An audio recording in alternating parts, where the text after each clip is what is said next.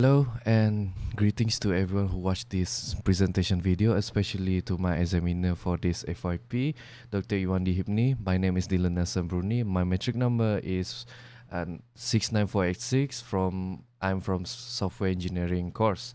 So today I will be presenting my final year project presentation. For my final year project, the title is a web-based system for the prediction of students' performance in upcoming public exams based on academic records. I would like also to acknowledge everyone who assisted me during this project, especially my supervisor, Associate Professor Dr. Johari Abdullah. He helped me a lot in assisting and doing this project.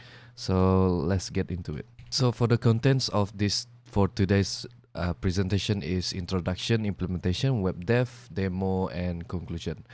So without further ado, let's jump into it. So for introduction, this system is for the usage of teachers in school. It is to assist the teachers to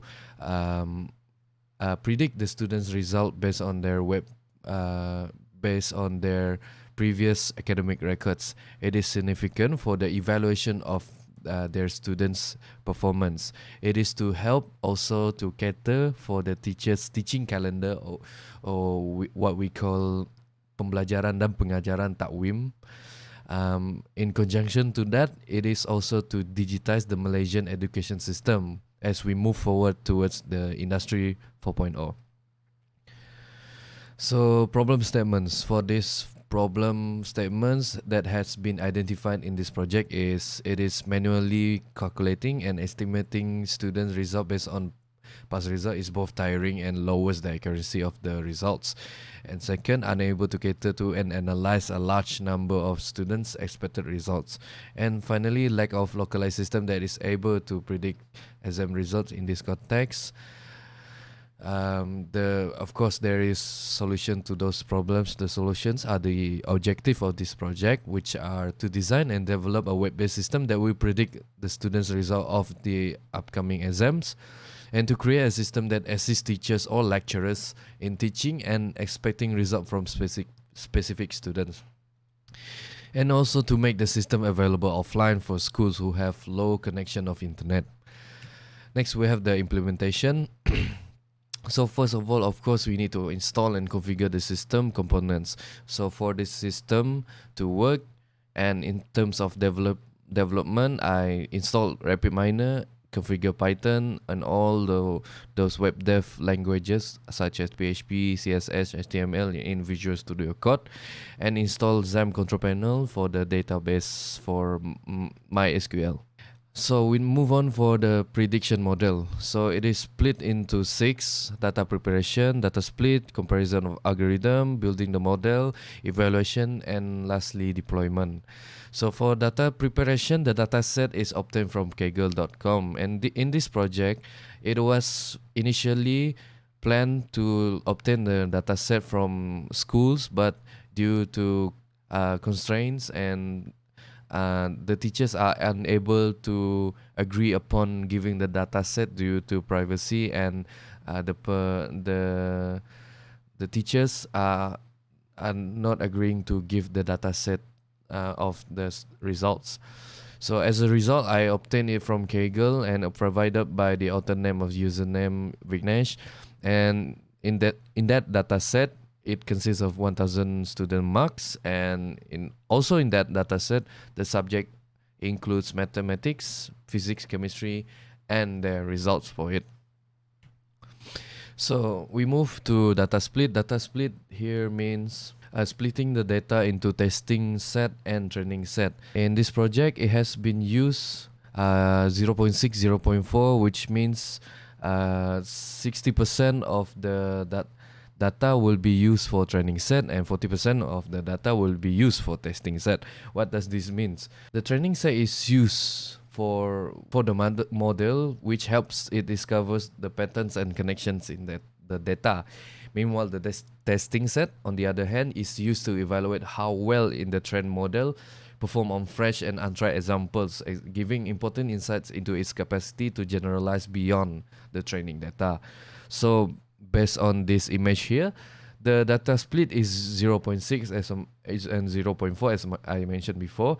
So therefore, the predicted result mentioned would be typically be generated from the testing set. Here we have the 0.4, so 400 of them. So for the data preparation, here we have the Excel file, students.csv. We have, as I mentioned before, maths, physics, chemistry, and results.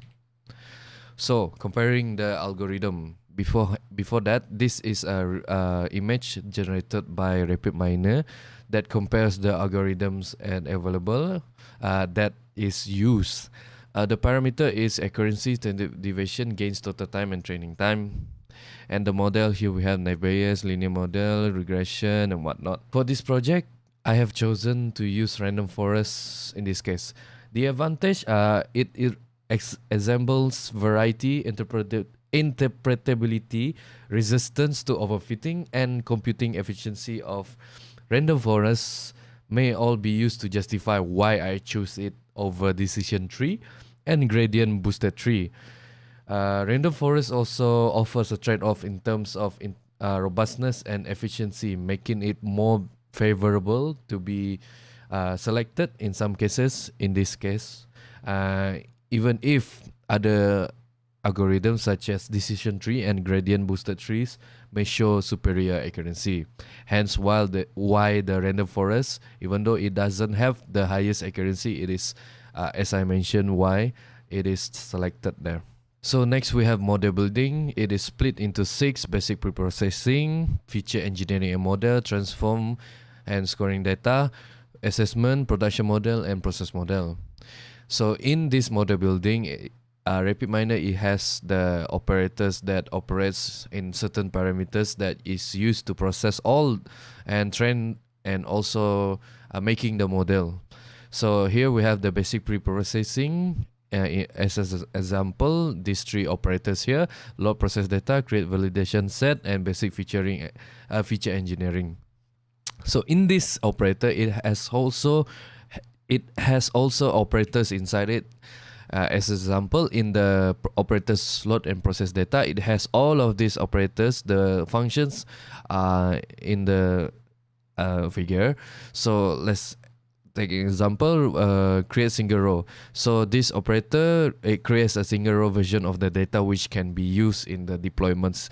Each operator has its own unique functionalities, and like I said, it has its own parameters that needs to be considered and be operated correctly. If not, there's error in the system, and hence it would not able to build the model. So next we have the feature engineering model. We have these 3 operators inside of it. It has this transform, validation, and scoring data. It has 2 operators inside of it. Has all of this a lot of operators, in this case 12 of it. Assessment, also known as scoring, validation, explanation, weights, and simulator. It has 3 operators inside it. Has these operators. Production model, only one operators inside of it. Although it's only one, inside it has a lot. So it has all of this. And finally, we have the process results operator, which processes all of the results based on all of the previous operators. Please be note that all of those operators are connected to each other. If not, the model would run. So after all of that model, the prediction results are based on as follows. So we have range 1, range 2 prediction, range 1, range 2. And I'm quite aware of this data set is only one, so it has no, in terms of logical, if we think about it, why use only one? But due to time constraint and unavailability of specific folders for this project, I use only one, but it is able to, with the help of RapidMiner, it is able to predict its result, even though it has one data set. Of course, we need to evaluate the model. In this case, we evaluate it in terms of accuracy and precision. So the accuracy of model, it had 96.15%. So it has an accuracy of 96.15%. So the precision is 98.22%.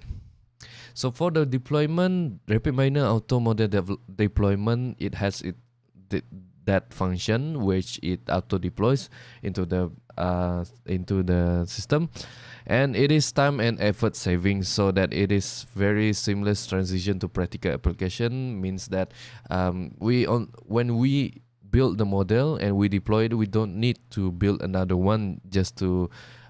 It is tiring and very time consuming to constantly do the model again and again and again. So we only need to deploy because I have built how the deep model. So on the users only deployed use the deployment to use the system. So we move on to the web dev. So in this web dev, I use PHP and some JavaScript and some HTML, and some also I use CSS. So let's say we move to login function. This is the PHP code for it. As example for this this one. So this is to check the connection and to check the user login, the username, and the if the password is correct. So incorrect password, in entry file wrong password. So if the admin is here, so in this case the admin is already pre function, this function. The admin password and username is already been chosen, and so only using this if the user or admin in this case. Oh, note that in this project the actor is admin and user. So in this case admin and the password is admin123. If the admin input other than it, it's unable to access the admin page. We have the logout. So this function is the reading the Excel file in the which I will mention later, the Excel file for that for this system. So in order for us to use or to read Excel file, we need to call a PHP spreadsheet, which what we call vendor here. This library needs to be used in order to be for the Excel file to be read. So we have here the database connection for it to establish the connection, and here we have the upload file directory using the vendor PHP spreadsheet, PHP Excel to read it. This is to check if a file is found, and this it's a SQL statement, and this is what is important, which function to retrieve. This one function to predict the subject value for this is to determine the prediction. Okay. And here we have all this sign up, student details. Here we have the HTML, CSS, and here we have the HTML, PHP. So a bit of mix of everything, the usual stuff for web dev. So that's the back end and front end part of coding. Next, we move to the demo. All right. Without further ado, let's demo this. So again, in the objective, we have the online and offline. So for the offline, we need to use XAMPP control panel. Hence, we use the local host, and hence I said in the beginning, needs to install XAMPP control panel. And in this case, the admin must have an IT background so that they know how to operate this system, because when you are in the rural area, for example, in schools, you don't have a good connection, so it's kind of hard for them to access the system. So hence you use the local system. I assume the admin must know, and it's easy for them if they have the IT background to understand. So this is the the online version of this system is called Mark 5. And this is the web host, this is the link. So in order for the local system offline, we need to call the website and use XAMPP control panel, and I have the installation kit for it. So all they need to do is to put it into their PC. It's in the user manual. So so here let's just use the online version lah. So first we need to register. Here we have the sign up registration. Let's say we use Ali. Abu. So Abu 123. I use Abu 123, but the A is not capitalized. Let's see what happened. It is logged in now. So here is the sign up page. So let's say we have let me show you the example of 123 123. I put 123. All right, let's see what happens. Only letters are allowed, so there's that error message. Let's say Dellon 123. All right, I'm successfully signed up, so we use that one to log in. Alright, so here we have the user menu where it has the student details. Unfortunately, right now we don't have the student details. Why? Because again, for the system to work, it needs to be separated. So admin will predict in the database. Admin will predict in the RapidMiner using the deployment, and the user needs to have their own Excel files so that the admin will receive to predict in the RapidMiner. Hence the uploading admin into the system. So in order for it to be offline, there is no need to call an API. So we upload. To upload the latest mark, we use this one. So upload the Excel file. So we'll upload it. So it has been uploaded, file successfully uploaded.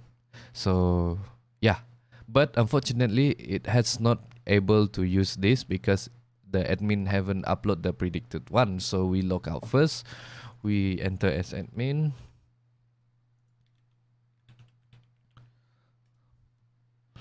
All right, here we have all of those names that needs to the user who has uploaded. So we download this. Okay, all right. We choose the file, this one, and upload it. All right. So let's just assume the admin already predict that one. Later I will explain. Demo in the RapidMiner. So that file has been uploaded. So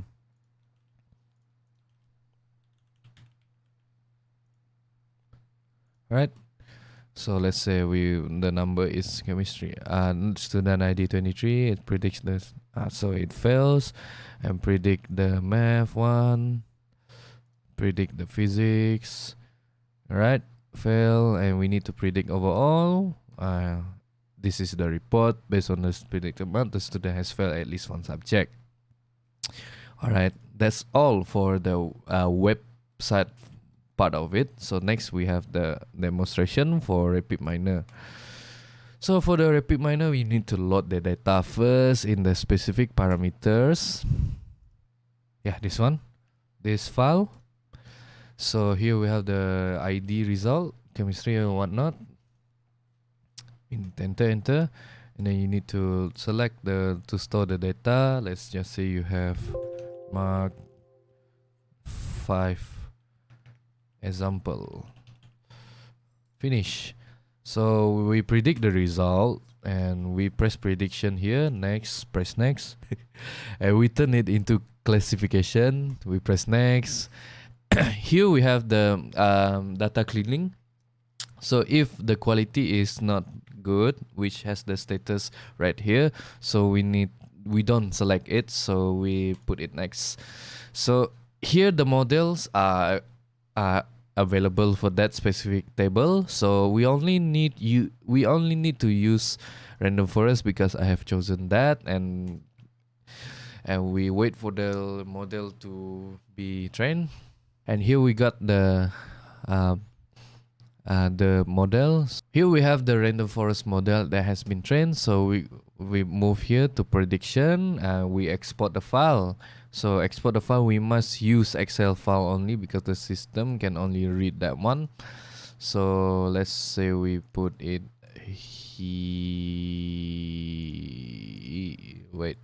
here. All right, in this file, let's put that file in here. So we name it new marks prediction. All right, this is the marks. All right, it is done. Easy, right? So there's no need for that very tricky one. So after that, like I mentioned before, we press back. That file just now that has been predicted, you can just upload it here using file admin upload. All right. It's very easy. It's not that complicated. So we move to the conclusion. So the objective, like I mentioned before, are these three. So all of that has been achieved. The web-based system has been designed and developed and is able to predict results. And the system, the second achievement is able to display the prediction, which assists the teachers to expect result from specific students. Like I said, it is good for the evaluation of the teachers. So lastly, using the local host, the system is available offline for schools who have low connection internet, provided that they install the necessary tools. In this case is XAMPP control panel, and also needs to be noted they know how to use it. So what are the limitations and constraints? The data set was used in this project is limited to 1, so it cannot provide a very precise prediction unless provided more than 1. And also the parameters of the system prediction is limited only to based on the scores of the subject. In this feature, it can be used for more due to the data split, and due to the data split, some of the students' result cannot be predicted. Like I said, it's been split for 0.6, 0.4, only 0.4 of it has been used. All right. So for the future work, provide more data sets for the system to predict on, widen the parameters to student behaviors like student attendance and whatnot, and add function to solve the data split in the future by the next developer, and apply security and enhance the system. Add email feature, add verify email feature, build a mobile version of this system online, and add a notification feature to notify the user that their result is ready. So in the future, the system can be enhanced and a lot more than it has been right now. So before we move to the Q&A, this system is very able to predict this results. It provided that in the future it is enhanced a lot more. All right. So next we move to the Q&A. So does the prediction limited to only 3 subjects? Like I said, for the future work, we will widen the parameters to more. For now, we only use 3 subjects. So what separates this system with others available systems? So what separates is it's available offline, and not much of a system you can see offline. In this case, prediction, and it used RapidMiner. And as far as I'm concerned, and far as I know, it doesn't have a system like this in schools before. So next question, is there a certain format that admin should consider in the Excel file for the program to work properly? So in this case, certain format the admin should consider in the Excel file is the student ID must be student ID must not have letters and some or some other things. It only needs to have the student ID to be numbers, so it in order for that to function properly. if SQL injection happens, is this system safe? Yes, it is safe because the security has a basic SQL injection prevention, so it can be. It is okay. How accurate is the prediction system? As I mentioned before, the accuracy is 96.15, so it's quite accurate in this case. However, I'm quite aware of that one dataset only thing. So yeah, in the basis of overall is quite accurate actually. And challenges in creating this system, it is very challenging because it doesn't have any specific tutorial how in the world to use this system, how to integrate it. Hence I use admin and users to separate admin in between, because it is very challenging because it does not have a lot of reference that I can refer to, especially RapidMiner in this case. So lastly, how does the system handles any anomalies in the data set? So the system handles any anomalies in data set in any given machine learning processes. We use the concept of data cleaning. In that case, just now, I used the deselect the red status one. So if there's any anomalies or missing data, the RapidMiner system will detect it there. Hence, it would not be used to predict. It would not be used to. That parameter will not be used to use in the prediction model. So I think that's all for this presentation. It's very challenging, and thank you to my SV, and thank you for my examiner, and thank you for everyone who assists me, and thank you ChatGPT.